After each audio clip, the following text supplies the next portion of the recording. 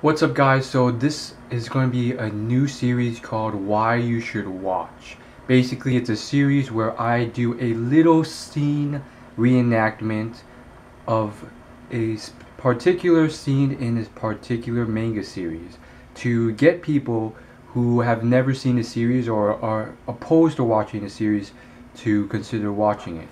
And I always pick out the best scene I can think of in the series. So this first one is from One Piece, and obviously One Piece has a lot of people who hate it. Well, not hate it, but they don't watch the series. And when you ask them why don't you read it or watch it? They give the first excuse, it's too long. But when you get deeper, they also like, I don't like the drawings, I don't like how it's drawn and so forth. And to be honest, that's one of the things that put me it put me off to begin with. Usopp's nose scared the heck out of me before I got into manga. I thought, what is this weird, strange Japanese stuff? Why are they drawn so weird? No one's nose is like that in real life. It's like Pinocchio. It doesn't make sense. It's kind of bizarre, weird Asian stuff. I don't want to watch it. I don't want to read it. But once you get behind that, you realize that it is quite awesome, and it is in a lot of ways similar to American plot and culture, so it's really not that different or weird. Anyhow, this first one in the series goes to One Piece, and it is a very simple scene. And this scene, after listening to it, I think it will inspire you just a bit to how awesome One Piece is. And there's obviously a lot more scenes in One Piece that are just as awesome, if not more awesome. So without further ado, here it is. And spoiler alert, if any of you guys don't want to be spoiled and are considered watching it and haven't read or watched it yet, then don't continue watching this video. So just to set the scene, you have this character, Zorro. He is a pirate hunter, a sort of bounty hunter who hunts pirates, but now he has joined the crew of Straw Hat Luffy. So he's part of the main character's pirate crew, and they are traveling across the lands. And he's pretty awesome. He has 3 massive swords. He holds one sword with his mouth, and then 2 swords with his hands. It's a very unique fighting style. It's the 3-sword technique, and he has all these massive ultimate techniques from using these 3 swords. Like one of them, he literally uses all 3 swords for this like final attack. And then like you literally see him pass the guy, and then they just fall because of all the damage they've been dealt in that short amount of time. You don't even see the blades being moved. So you get the point. You got this character Zoro. He wears a bandana whenever he fights. He takes it off whenever he doesn't fight. It's pretty cool stuff. His goal is to become the best swordsman in the world. A very, very ambitious goal, considering how large the universe is in One Piece and how large the earth is. And so there's different oceans in One Piece divided into 4 quadrants. He has conquered one of them, and he's renowned in that one ocean. However, it is the weakest ocean by far, and he learns that pretty soon. So he's doing his thing, and all of a sudden, out of nowhere, there's all these pirates, and half of them look like they're about to be dead. Half of them have all their clothes all ragged. Some of them are like starving to death, and they're shoveling food down their faces.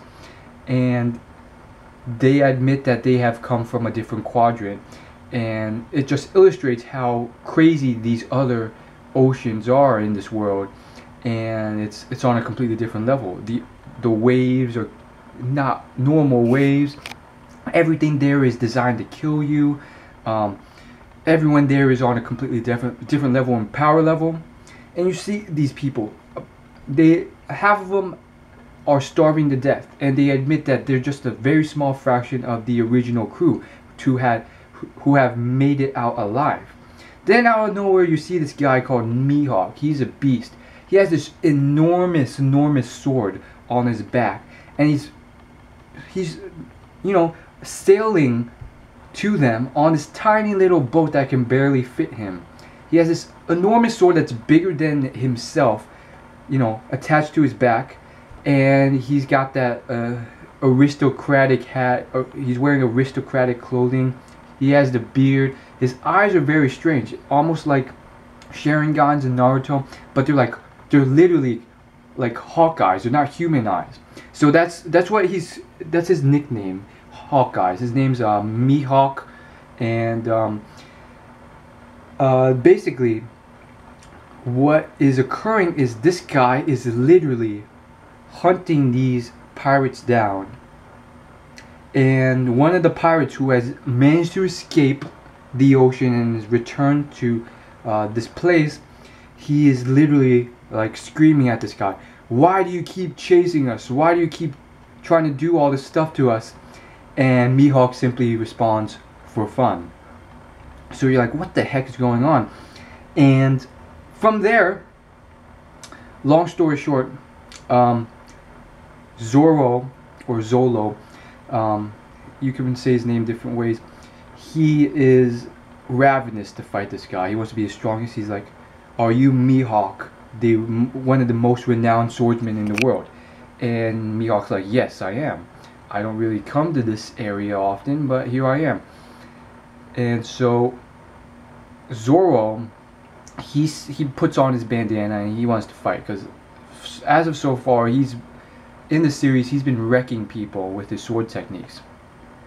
And long story short, again, spoiler alert, MiHawk takes out this tiny little dagger after, you know, sizing up Zorro for a second, and it's like this small from top to bottom, and he's literally like, based on your current power level, I think it would only be fair if I use this sword to fight you. And Zorro was like really offended. He's like, "What the heck? How dare you think? How dare you think that?" He rushes MiHawk with like his best technique, and Zorro blocks the whole thing with that tiny sword. And basically, his technique, it's kind of a fallacy in itself, but all the swords converge at one tiny point right before striking, and MiHawk, you know, blocks it all with that tiny little dagger, because they all converge at that one point. And you know, MiHawk immediately spots a weakness, blocks the whole thing, and then you see the fight progress, and it's obvious that MiHawk's just toying around. And Zorro just starts crying and sobbing, and he's literally like, he literally screams, how can the gulf between our strengths be so large? Because literally, like, MiHawk is like on a completely different level. And you'll see soon enough later on in the series that there's a complete universe out there, and MiHawk is like one of the top dogs, and not even the top dog. And so that therein lies the scene, ends the scene. And oh yes, one more thing. So MiHawk gets bored, so he's like, "I'm gonna finish you off."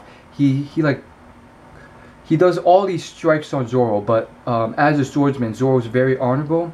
So he does this thing. He doesn't let Zorro slash him on his back. Every like slash he gets cut by is on his front, and Zorro like moves out of the way to do this, because it's apparently very inhonorable if he gets cut in the back as a swordsman.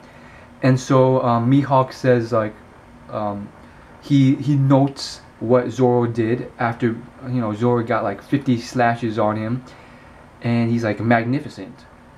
And then Zorro falls to the ground and loses the fight and goes unconscious. End scene. So that's just one thing in, you know, this series of why you should watch One Piece. And I'll do other manga if requested, or other scenes. And leave your request in the comments below, or send me a private message, and maybe I will read it and do it.